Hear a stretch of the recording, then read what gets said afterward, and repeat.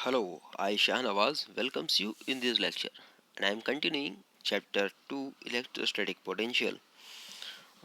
इस लेक्चर में हम एक इम्पॉर्टेंट डेरिवेशन देखने वाले हैं electrostatic potential due to dipole.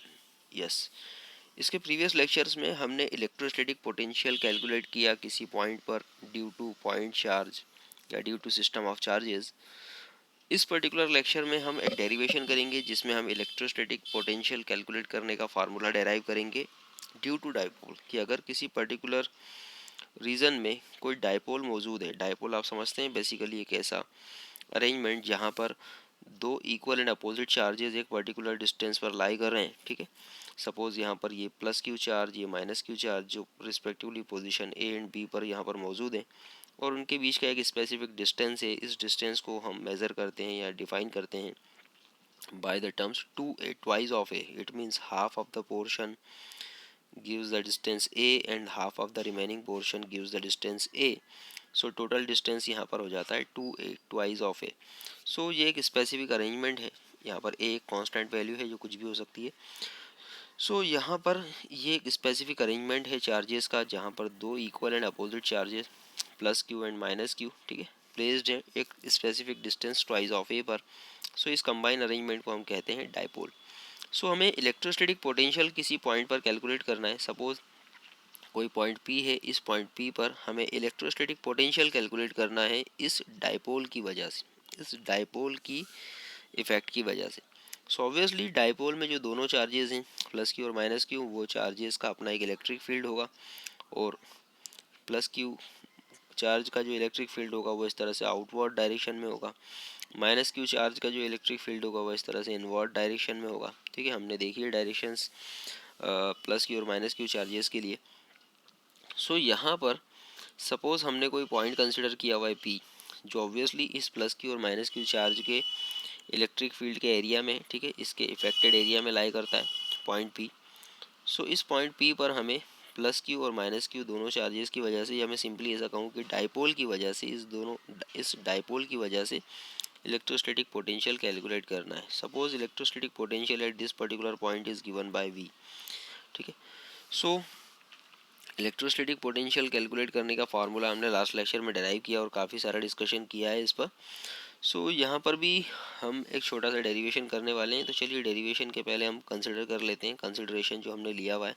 Consider an electric dipole A B having the minus q at the point A and charge plus q at the point B. हमने consider कर लिया जहाँ पर माइनस क्यू चार्ज कहाँ पर है, point A पर, and plus q charge है पॉइंट बी पर.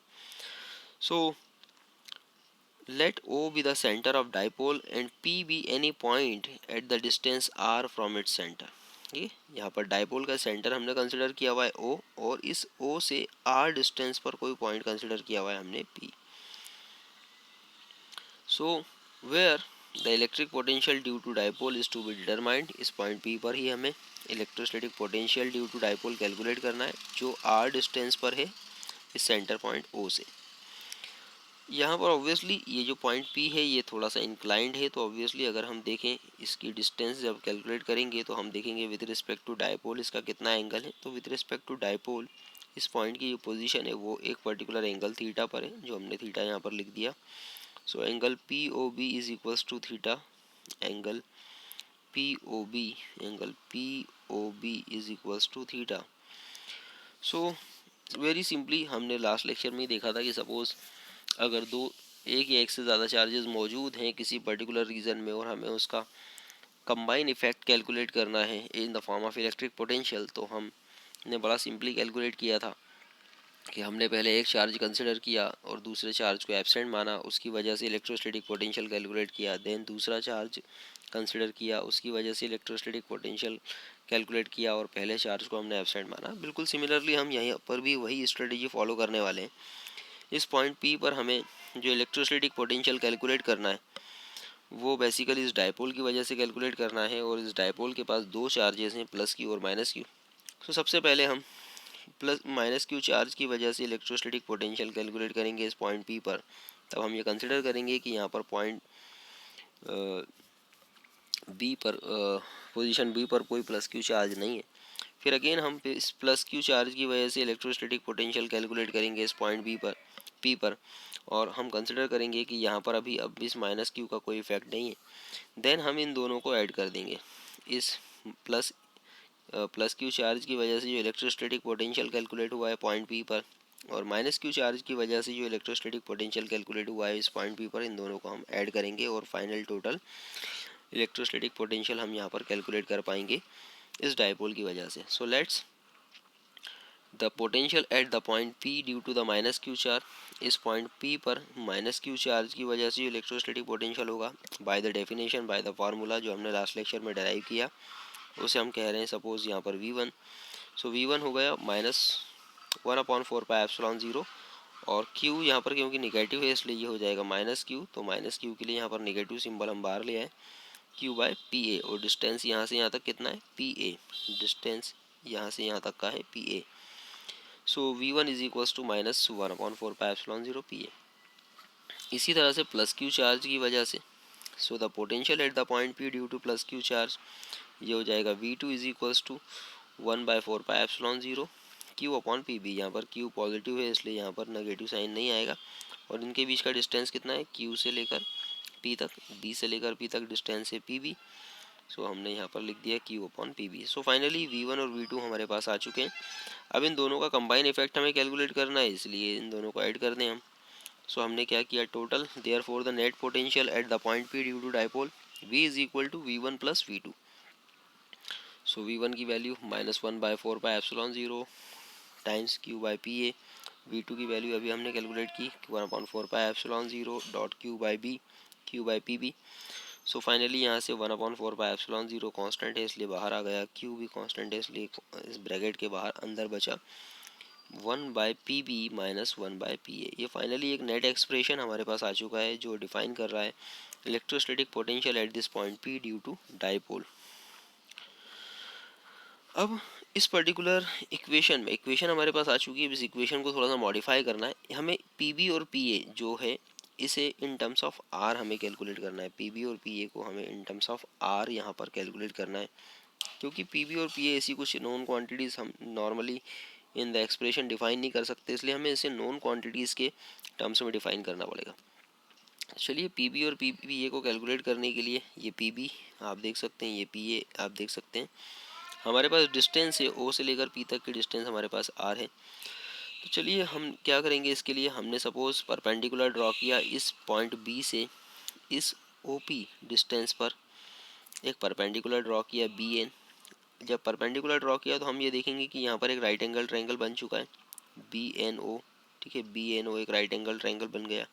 इसी तरह से यहाँ पर पॉइंट A से भी इस लाइन को हम थोड़ा सा एक्सटेंड करेंगे, इस लाइन को थोड़ा एक्सटेंड करेंगे, और यहाँ पर पॉइंट A से भी एक परपेंडिकुलर ड्रॉ करेंगे AM। परपेंडिकुलर ड्रॉ करने के बाद हम यहाँ पर भी देख सकते हैं एक राइट एंगल ट्रायंगल क्रिएट हो चुका है AMO। ठीक है, सो फाइनली हमें PA और PB की वैल्यू कैलकुलेट करनी है। PA और PB की वैल्यू कैलकुलेट करनी है इन टर्म्स ऑफ R और इन टर्म्स ऑफ A। सो यहाँ पर हम इजीली देख सकते हैं, हमने कंसिडर किया, सपोज सबसे पहले हम कंसिडर कर रहे हैं triangle, right angle triangle AMO। इस राइट एंगल ट्रायंगल में अगर हम देखें सो कॉस थीटा की अगर मैं बात करूँ यहाँ पर, क्योंकि देखिए हमारे पास जो नॉन क्वांटिटीज़ हैं हमें पता है बेसिकली यहाँ पर OM इस राइट एंगल ट्रायंगल का क्या होगा, बेस होगा। OM क्या है, इस राइट एंगल ट्रायंगल का बेस है, और OA राइट एंगल ट्रायंगल का हाइपोटेनियस होगा। तो यहाँ पर अगर हम cos थीटा अप्लाई करते हैं इस पर्टिकुलर ट्रायंगल में, so to find the PB and PA draw the BN perpendicular to OP, BN perpendicular to the OP and AM perpendicular to the PO, AM perpendicular to the PO. After producing it from the right angle triangle AMO, right angle triangle AMO अगर हम देखें तो यहाँ पर cos theta अगर हम apply करते हैं तो cos थीटा होता है बेस अपॉन हाइपोटेनियस, बेस है यहाँ पर OM, हाइपोटेनियस है OA, तो ये हो जाएगा cos theta is equal to OM upon OA। और OM तो एज इट इज़ है, OA जो होगा वो उसकी वैल्यू है यहाँ पर A के इक्वल स्मॉल है, सो हम यहाँ पर स्मॉल ए पुटअप कर देंगे। तो फाइनली यहाँ पर OM की वैल्यू हमें मिल जाएगी A cos थीटा। OM मिल गया हमें A cos थीटा। अब यहाँ पर अगर हम देखें सपोज OM, ठीक है, अगर ये डायपोल बहुत छोटा होता, अगर ये डायपोल बहुत छोटा होता, शॉर्ट होता, तो ऑब्वियसली इसका सेंटर पॉइंट इसके एंड पॉइंट के करीब होता। अगर ये डायपोल बहुत छोटा होता तो इसका सेंटर पॉइंट इसके एंड पॉइंट्स के बिल्कुल करीब होता। और ये परपेंडिकुलर हम ड्रॉ करते, ये भी बहुत छोटा होता, ये भी बहुत छोटा होता, और ऑब्वियसली ये छोटा होता परपेंडिकुलर, तो ऑब्वियसली ओ एम डिस्टेंस भी बहुत छोटी होती। इट मीन्स कि अगर डायपोल बहुत छोटा होता तो हम लिख सकते हैं कि यहाँ पर इस पर्टिकुलर केस में इजीली हम लिख सकते हैं कि P A is almost equal to P M. जो पी ए की वैल्यू है, पी ए की वैल्यू ऑलमोस्ट इक्वल टू होती पी एम के। अगर डायपोल बहुत छोटा होता तो P A is almost equal to P M. और पी एम की अगर मैं बात करूँ तो पी एम क्या है यहाँ पर, P O plus O M, P O plus O M. So finally हम यहाँ पर पी ए के लिए लिख सकते हैं P A is almost equal to P M, और पी एम की वैल्यू है P O plus O M. So यहाँ पर P A is equals to almost equal to P M and P M की वैल्यू है P O plus O M. So यहाँ से P O हमें पता है ऑलरेडी, पी ओ कितना है, पी ओ है आर, और ओ एम अभी हमने कैलकुलेट किया ए कॉस थीटा। सो हम यहाँ पर वैल्यू पुटअप कर सकते हैं, पी ओ की जगह आर और ओ एम की जगह ए कॉस थीटा। सो फाइनली हमें देखिए इस एक्सप्रेशन में पी ए की वैल्यू तो मिल गई फिलहाल। अब पी बी की वैल्यू कैलकुलेट करना है, तो पी बी की वैल्यू कैलकुलेट करने के लिए हम राइट एंगल ट्रायंगल कंसिडर करेंगे। Right angle triangle O N B या बी एन ओ, जैसा लेना चाहें। इस राइट एंगल ट्रायंगल में भी अगर हम देखें कॉस थीटा अगर अप्लाई करते हैं तो यहाँ पर ओ एन इसका बेस हो गया, ओ बी इसका हाइपोटेनियस।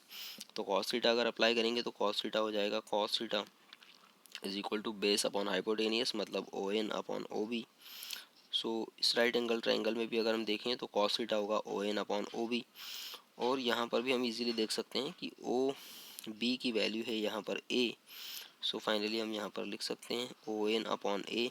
यहाँ से ओ एन की वैल्यू मिल गई हमें ए कॉस थीटा, ओ एन की वैल्यू हमें मिल चुकी है ए कॉस थीटा।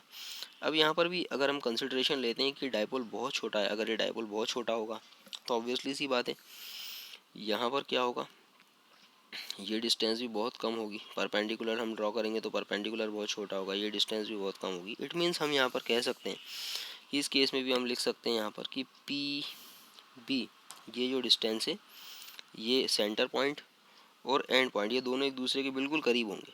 अगर डायपोल बहुत छोटा होगा तो ये एंड पॉइंट्स और सेंटर पॉइंट दोनों एक दूसरे के बहुत करीब होंगे। तो हम लिख सकते हैं यहाँ पर कि P B will be almost equal to P N, P B will almost equal to P N. So यहाँ पर हमने लिखा P B will be almost equal to P N, और पी एन की वैल्यू को अगर हम देखें तो क्या होगा, P N will be equal to P O minus O N. P O में से ओ एन को माइनस कर दें तो क्या बचेगा, पी एन। सो फाइनली हम यहाँ पर लिख सकते हैं P N will be equal to P O minus O N. अब यहाँ पर हम देखें तो पी ओ की वैल्यू ऑलरेडी है हमारे पास, पी ओ की वैल्यू है आर, पी ओ की वैल्यू है यहाँ से लेकर यहाँ तक वैल्यू है हमारे पास आर, और ओ एन की वैल्यू अभी हमने कैलकुलेट की a cos theta. So finally हम लिख सकते हैं P O is equals to R and O N a cos theta. So finally P B की वैल्यू हमें मिल गई R minus a cos theta. So इस तरह से यहाँ से हमें पी बी और पी ए दोनों की वैल्यू हमें मिल चुकी है। Finally let's put the value in this equation. इस इक्वेशन में हमने वैल्यू पुटअप की, v is equal to 1/4πε0 q 1/pb, pb के लिए हम पुटअप करेंगे r minus a cos theta minus 1/pa, pa के लिए हम पुटअप करेंगे r प्लस ए कॉस थीटा, अभी हमने कैलकुलेट किया। सो फाइनली ये इक्वेशन हमारे पास आ चुकी है, इसे थोड़ा सॉल्व करेंगे। सो 1/4πε0 q ट्रांसफ़र कीजिए, इसे सॉल्व कीजिए, R plus A cos theta minus A R minus R plus A cos theta, यहाँ से आर कैंसिल आउट होगा, बचेगा 2a कॉस थीटा एंड नीचे बचेगा आर स्क्वायर माइनस ए square cos square theta. So finally ये equation हमारे पास आ चुकी है, electrostatic potential at the point P due to dipole. ठीक है। सो इस इक्वेशन में अगर हम थोड़ा सा और मॉडिफिकेशन करें तो हमें पता है यहाँ पर 2AP, किसी भी डाइपोल का डाइपोल मोमेंट जो होता है वो होता है उसकी डिस्टेंस, टोटल डिस्टेंस कितनी है, डाइपोल की टोटल लेंथ है 2a, और डाइपोल में दो चार्जेस है तो किसी एक चार्ज की वैल्यू, ये बेसिकली डिफाइन करता है टोटल डाइपोल मोमेंट को। और डाइपोल मोमेंट को हम नॉर्मली चार्ज को हम q से रिप्रेजेंट करेंगे यहाँ पर, और डाइपोल मोमेंट को हम रिप्रेजेंट करेंगे p से। सो इसी तरह से हम लिख सकते हैं यहाँ पर कि since Q2A equal to P electric dipole moment of the dipole. So इस इक्वेशन में हम देख सकते हैं यहाँ पर 2A हमें नज़र आ रहा है, Q भी नज़र आ रहा है, तो 2A Q के लिए हम लिख सकते हैं यहाँ पर P। सो फाइनली इक्वेशन हो गई V is equals to 1/4πε0 P cos theta divided by r square minus a square cos square theta. So this equation gives the potential due to dipole at the distance r from the center in the direction making an angle theta. ठीक है, अब यहाँ पे अगर हम दो special cases consider करेंगे, suppose थोड़ी देर के लिए हम कंसिडर करते हैं कि सपोज ये पॉइंट P जो है वो सपोज यहाँ ना होकर यहाँ पर है। ठीक है, पॉइंट यहाँ ना होकर यहाँ पर है, इट मीन्स इस डायपोल के बिल्कुल लाइन ऑफ साइट में। डायपोल के अगर लाइन ऑफ साइट में होगा तो ये जो एंगल होगा वो कितना हो जाएगा, ज़ीरो। P जैसे इसे नीचे आएगा ये एंगल भी कम होगा। फाइनली P जैसे ही इसकी लाइन ऑफ साइट में आएगा ऑब्वियसली ये एंगल कैसा हो जाएगा, ज़ीरो। सो पहला केस हम कंसिडर कर रहे हैं कि when the point P lies on the axial line of dipole, in this case theta will be 0, so cos theta की वैल्यू हो जाएगी cos 0 1। सो फाइनली यहाँ पर cos 0 की वैल्यू हो जाएगी 1। तो इस केस में ये एक फार्मूला हो जाएगा 1/4πε0 P into 1P r square minus ए स्क्वायर। ये finally axial line of sight पर हमें इलेक्ट्रिक डायपोल मोमेंट की वजह से इलेक्ट्रोस्टैटिक पोटेंशियल की वैल्यू मिल चुकी है at the distance r from the centre O. अब ये डिस्टेंस कहाँ से मेजर हो रही है, r सेंटर ओ से। ऑब्वियसली अगर डायपोल बहुत छोटा है, डायपोल अगर बहुत छोटा है तो ऑब्वियसली उस केस में हम लिख सकते हैं यहाँ पर कि a की वैल्यू r से बहुत कम होगी। सो उस केस में हम लिख सकते हैं यहाँ पर v axial is equals to 1/4πε0 P upon r square. ठीक है, so it is the electrostatic potential at the point r from the center of the dipole due to the electric dipole, ठीक है, at the point P. So it is given by the 1/4πε0 dot P upon r square। यहाँ पर P है electric dipole moment of the electric dipole. Second case हम consider करते हैं कि suppose यहाँ पर अभी हमने जो कंसिडरेशन लिया था, ठीक है, कि जो पॉइंट P कंसिडर किया था हमने इस पॉइंट O से सेंटर से थोड़ा सा इंक्लाइंड कंसिडर किया था। अगर ये बिल्कुल स्ट्रेट होता, यहाँ पर होता बिल्कुल स्ट्रेट, अब ये कन्फ्यूज़न आपका दूर होगा कि हमने स्ट्रेट क्यों नहीं लिया, यहाँ पर क्यों कंसिडर किया हुआ है। अगर बिल्कुल ऐसा होता तो ऑब्वियसली इस पर्टिकुलर केस में क्या होता, ये जो थीटा होता है ये हो जाता है पूरा 90 डिग्री। सो इस केस में यहाँ पर हम लिख सकते हैं कि अगर थीटा की वैल्यू 90 डिग्री होगी तो cos 90 की वैल्यू कितनी होती है, 0। cos 90 की वैल्यू 0। सो इस इक्वेशन में जब हम cos 0 की जगह या cos 90 की जगह 0 0 पुटअप करेंगे तो आप देख सकते हैं ये हो जाएगा पूरा 0 और ऑब्वियसली ये पूरी इक्वेशन हो जाएगी यहाँ पर 0। सो इस केस में अगर हम देखें कि when the point P lies on the equatorial line it means कि इट मीन्स बिल्कुल परपेंडिकुलर लाइन पर या परपेंडिकुलर डायरेक्शन में अगर पॉइंट P मौजूद है तो वहाँ पर electrostatic potential due to dipole कितना होगा, 0 होगा। ठीक है, सो यही एक रीज़न था कि हमने पॉइंट P को थोड़ा सा इंक्लाइन कंसिडर किया था विद रिस्पेक्ट टू डायपोल, पूरा स्ट्रेट कंसिडर ना करते हुए। ठीक है, इट मीन्स यहाँ पर अगर 0 है, इस पॉइंट पर अगर 0 है, ठीक है, और इस पॉइंट पर हमें इलेक्ट्रोस्टैटिक पोटेंशियल मिल रहा है V इक्वेटोरियल जो अभी हमने कैलकुलेट किया और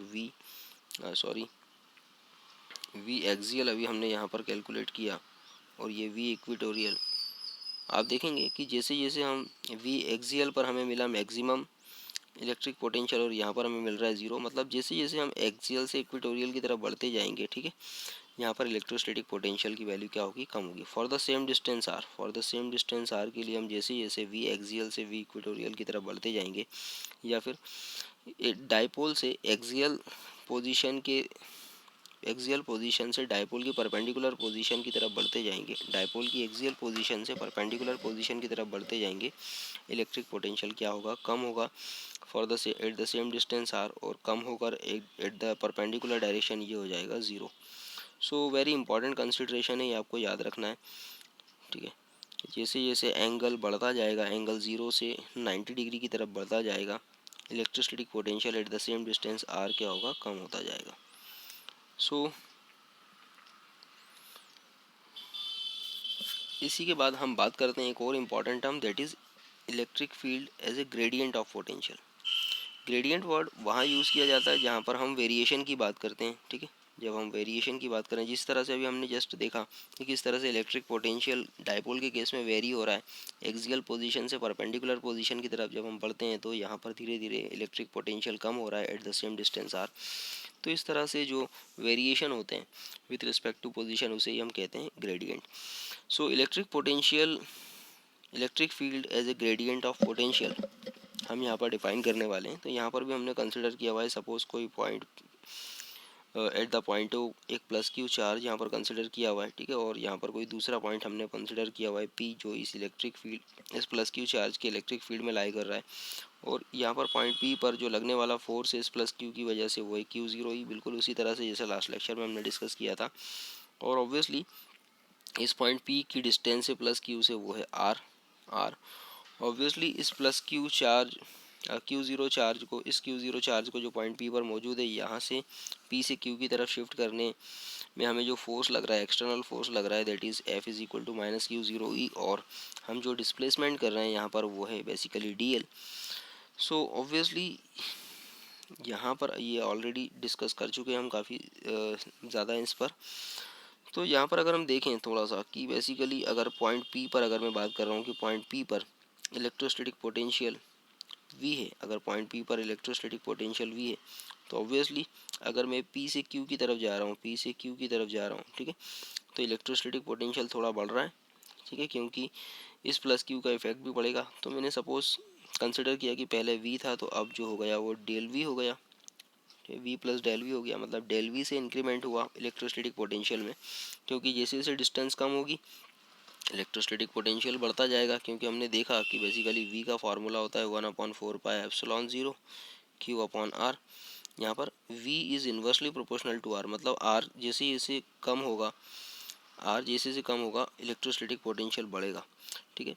सो सिमिलरली हमने यहाँ पर भी वही किया कि हमने देखा कि जैसे जैसे यहाँ पर जब हम P से Q की तरफ जाएंगे Q ज़ीरो को लेकर, तो R की वैल्यू कम होगी, R की वैल्यू कम होगी तो इलेक्ट्रोस्टैटिक पोटेंशियल बढ़ेगा। तो सपोज हमने कंसिडर किया V पर V है और पॉइंट Q पर है V प्लस डेल V, ठीक है, यहाँ पर बढ़ गया, डेल V से इंक्रीमेंट हो गया, और कितना डिस्टेंस में कितना डिक्रीमेंट हुआ, सपोज डिस्टेंस पहले R थी, अब R माइनस डी आर हो गई, डी आर डिस्टेंस से जो है वो डिक्रीमेंट हो गया। सो फाइनली हम लिख सकते हैं, consider the point charge plus q placed at the point O. Suppose that V and plus del V, V plus del V are the electrostatic potentials at the point P and Q, whose distances from the charge Q are R and R minus dr respectively, जैसा अभी हमने देखा। So if dW is the amount of work done in moving the vanishingly small positive test charge Q0 from the point P to Q. Suppose point P से Q की तरफ charge को shift करने में जो टोटल वर्क डन है, वो small work done जो होगा, वो अगर हम कह रहे हैं वहाँ पर dW है, ठीक है, dW है। सो हम कह सकते हैं यहाँ पर कि जो पोटेंशियल में डिफरेंस होगा V plus del V minus V, potential में जो डिफरेंस है यहाँ पर, पोटेंशियल डिफरेंस यहाँ पर V प्लस डेल V है, यहाँ पर V, तो इसका जो पोटेंशियल डिफरेंस होगा V plus del V minus V, वो बेसिकली क्या होगा, total small work done to bring the positive test charge Q0, जो बहुत छोटा है। लास्ट लेक्चर में हमने काफ़ी कुछ डिस्कशन किया है इस पर। तो यहाँ से अगर हम देखें तो ये V से भी कैंसिल आउट हो जाएगा, बचेगा dV। तो dV is a variation in the electrostatic potential है, is equals to the dW by Q0। अब यहाँ पर अगर हम देखें, if E is a electric field at the point P due to the plus Q charge at the point O, ठीक है, अगर हमने कंसिडर किया जैसा हमने पहले भी कंसिडर किया था, इस पॉइंट पर इलेक्ट्रिक फील्ड सपोज कितना है E, ठीक है, E इलेक्ट्रिक फील्ड है E, जिसकी डायरेक्शन भी हम देख सकते हैं वो है आउटवर्ड टू O, मतलब towards the P। So then the test charge Q0 experiences a force equal to Q0 ही, टेस्ट चार्ज पर जो फोर्स एप्लीकेबल होगा ड्यू टू प्लस Q, वो होगा Q0E, और इसे बैलेंस में इक्विलिब्रियम में बनाए रखने के लिए और P से Q की तरफ शिफ्ट करने में हमें जो फोर्स अप्लाई करना पड़ रहा है वो है F is equal to minus Q0E, that is external force. So external force required to move the test charge without acceleration against the electric field is equal to minus Q0E। सो यहाँ पे total work done हो जाएगा force into displacement. सो finally ये थोड़ा सा misprint है, यहाँ पर E नहीं आएगा, यहाँ पर F आएगा, ठीक है। सो यहाँ पर टोटल वर्क डन की जब हम बात करेंगे, सो टोटल वर्क डन होगा फोर्स इंटू डिस्प्लेसमेंट। तो डिस्प्लेसमेंट यहाँ पर कितना हो रहा है डी एल से, अभी हमने कैलकुलेट किया है इसे बार बार, डी एल से डिस्प्लेसमेंट हो रहा है। So D W is equals to F into D L, force into displacement. So force की वैल्यू हमने यहाँ पर माइनस क्यू जीरो ही पुटअप कर दी, डिस्प्लेसमेंट ऑलरेडी डी एल है। अब यहाँ पर इलेक्ट्रिक फील्ड और डी एल डिस्प्लेसमेंट दोनों वेक्टर क्वांटिटी है, दोनों के बीच में डॉट प्रोडक्ट है, ऐसे हम हटाएंगे तो ये हो जाएगा ई डी एल कॉस थीटा। ई डी एल कॉस थीटा में अगर थीटा की बात करें तो ऑब्वियसली यहाँ पर आप देख सकते हैं ई और डी एल के बीच का एंगल कितना है। तो इलेक्ट्रिक फील्ड की डायरेक्शन है इस तरह से टुवर्ड्स क्यू टू पी, और डिस्प्लेसमेंट आप इस डायरेक्शन में कर रहे हैं। इट मीन्स इलेक्ट्रिक फील्ड की डायरेक्शन यहाँ पर है ये this one Q to P, और डी एल आप शिफ्ट कर रहे हैं इस डायरेक्शन में। दोनों के बीच में जो एंगल है वो है बेसिकली 180 डिग्री का, ठीक है, 180 डिग्री। सो इसी तरह से हम यहाँ पर लिख सकते हैं थीटा की वैल्यू होगी 180 degree. So E D L cos theta में E D L cos 180 degree हो गया, कॉस 180 डिग्री की वैल्यू होती है -1। सो ये -1 यहाँ से माइनस से मल्टीप्लाई होकर हो जाएगा प्लस। सो फाइनली बचेगा क्यू जीरो ई डी एल। ये फाइनली हमने डी डब्ल्यू की वैल्यू कैलकुलेट कर ली है। अब इसी तरह से अब डी एल की जब हम बात कर रहे थे तो हमने कहा था कि basically D L basically small displacement है पी से क्यू की तरफ, और ऑब्वियसली ये कहीं ना कहीं इससे आर जो है वो कम हो रहा है। तो हम यहाँ पर डी एल को माइनस डी आर कंसिडर करेंगे कि भाई changes in the distance. D R क्या डिफाइन कर रहा है, change in the distance, R में जो चेंजेस हो रहे हैं उससे डिफाइन कर रहा है। और ये चेंजेस कैसे हो रहे हैं, निगेटिव, मतलब आर की वैल्यू कम हो रही है, आर माइनस डी आर, इसलिए हम कह सकते हैं कि ये डी एल की वैल्यू कितनी होगी, माइनस डी आर। सो यहाँ से डी एल के लिए हमने पुटअप किया minus D R.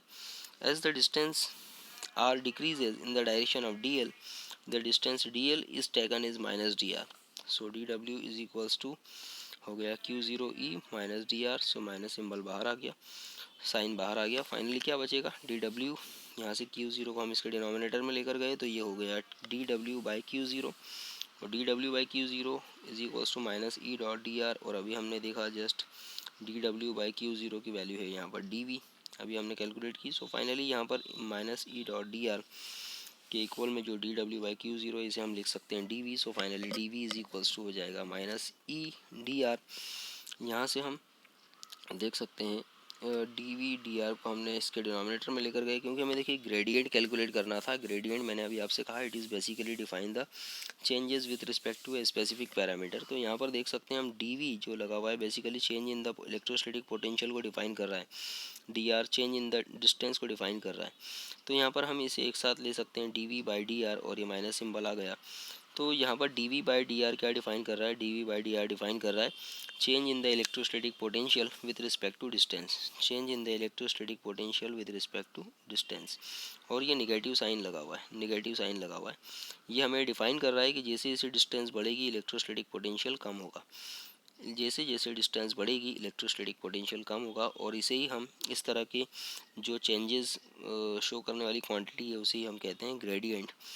So electric field at this point is equal to, so ये बेसिकली जो चेंजेस हैं minus D V by D R, इसे हम कह रहे हैं इलेक्ट्रोस्टैटिक ग्रेडियंट, ये इक्वल है इलेक्ट्रिक फील्ड के। इलेक्ट्रिक फील्ड के किसी पर्टिकुलर पॉइंट पर अगर हमें, जैसे सपोज पॉइंट पी हमने कंसिडर किया था और इस पॉइंट पी पर हम इलेक्ट्रोस्टैटिक ग्रेडियंट कैलकुलेट कर रहे हैं, तो इलेक्ट्रोस्टैटिक ग्रेडियंट जो है यहाँ पर इस पी से क्यू के बीच में जो भी चेंजेस हो रहे हैं इलेक्ट्रोस्टैटिक पोटेंशियल में विद रिस्पेक्ट टू डिस्टेंस, यही क्या डिफाइन कर रहा है, इलेक्ट्रोस्टैटिक ग्रेडियंट को डिफाइन कर रहा है या इलेक्ट्रिक ग्रेडियंट को डिफाइन कर रहा है। तो ये बेसिकली इक्वल है इस पर्टिकुलर पॉइंट पी पर मौजूद इलेक्ट्रिक फील्ड के। So therefore the electric field at the point is equal to the negative gradient of the electrostatic potential at that point. The negative sign indicates that direction of E is always in the direction of the decrease of electric potential, ठीक है, direction of E जो होगी वो हमेशा direction of decrease in electric potential होगी। Further it may be noted that potential gradient is a vector quantity, its direction opposite to that of the E, the direction in which the electric potential decreases, ठीक है। So unit of the potential gradient की अगर हम बात करें तो कितना होगा, आप देख सकते हैं यहाँ पर ये इलेक्ट्रिक पोटेंशियल की यूनिट होती है वी और डिस्टेंस की होती है मीटर। सो यहाँ पर हम लिख सकते हैं इलेक्ट्रिक पोटेंशियल ग्रेडियंट होगा will be measured in volt पर मीटर, वोल्ट पर मीटर में कैलकुलेट किया जाएगा। सो इससे रिलेटेड एक न्यूमेरिकल भी देख लेते हैं, काफ़ी सिंपल सा टॉपिक था ये। The two parallel plates are 5 centimetre apart and the potential difference of 60 volt is set up across them. ठीक है, दो पैरेलल प्लेट्स हैं, उन दोनों के बीच का डिस्टेंस जो है वो 5 सेंटीमीटर है और पोटेंशियल डिफरेंस जो है दोनों प्लेट्स के बीच का वो है 60 volt. Find the electric field intensely between the two plates, दो प्लेट्स के बीच में हमें इलेक्ट्रिक फील्ड कैलकुलेट करना है। तो देखिए यहाँ पर इलेक्ट्रिक पोटेंशियल डिफरेंस हमें दिया हुआ है 60 वोल्ट और दोनों के बीच की डिस्टेंस दी हुई है 5 सेंटीमीटर। तो इलेक्ट्रिक फील्ड हम सिंपली कैलकुलेट कर सकते हैं, हमें पता है D V by D R is equal to D V by D R. So D V की वैल्यू हमें दी हुई है 60 वोल्ट एंड आर की वैल्यू 0.05 मीटर। हमने 5 सेंटीमीटर को कन्वर्ट कर लिया मीटर में, क्योंकि इलेक्ट्रिक ग्रेडियंट की जो फार्मूला होता है वो होता है वोल्ट, जो यूनिट होती है वो होती है वोल्ट पर मीटर, इसलिए हमने इसे मीटर में कन्वर्ट कर लिया। सो फाइनली जब हम इसे सॉल्व करेंगे तो ये होगा इलेक्ट्रिक फील्ड -1200 वोल्ट पर metre. So negative sign indicates that electric field is directed in the direction of decrease of potential. ठीक है, इलेक्ट्रिक फील्ड की डायरेक्शन और decrease in the electric potential की डायरेक्शन दोनों एक दूसरे के अपोजिट है, नेगेटिव साइन यही इंडिकेट कर रहा है। सो आई होप आपको समझ में आया होगा, काफ़ी सिंपल सा टॉपिक था ये और काफ़ी इंपॉर्टेंट था। इस लेक्चर को एटलीस्ट 2 से 3 बार ज़रूर देखिएगा। Thank you.